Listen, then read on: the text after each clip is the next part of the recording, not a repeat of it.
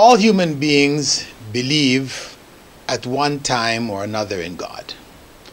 And that's why every nation that we visit, we see them worshiping some form of God or another.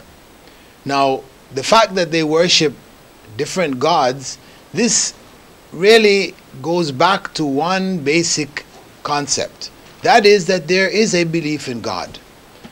They're different in terms of how many, how they may look, and all these kinds of differences, but fundamentally the belief everybody has is in God. So those people who don't believe in God at all, these are few. Only few people in this world have taken this position. We call them atheists, but they're very few. Most people, one time or another, they believe in God because they feel within themselves that need.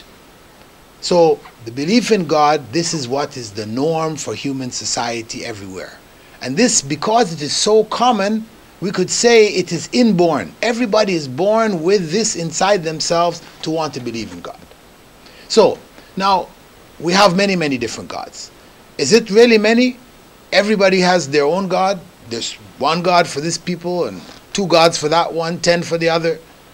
Or is there really only one God?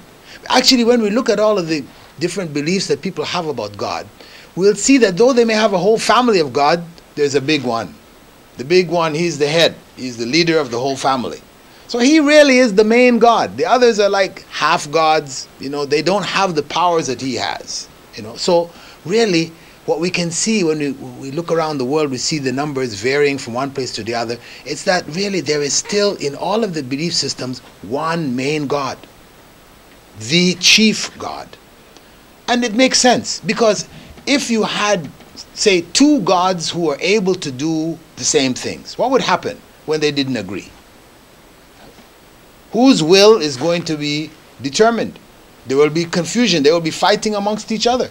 So that would be evident in the world around us. It would be a set of confusions. Things would not be stable. But life is stable. You are born, you go through a cycle, and you die. Things are following natural cycles. All of this points to the fact that there must be just one God. And this is really the essence of true belief.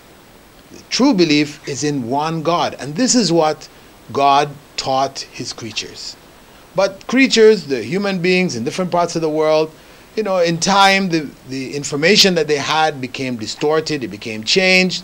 They started depending on others, intermediaries, etc. And this is where they ended up with a variety of other gods. But really, it is one God who created all of this.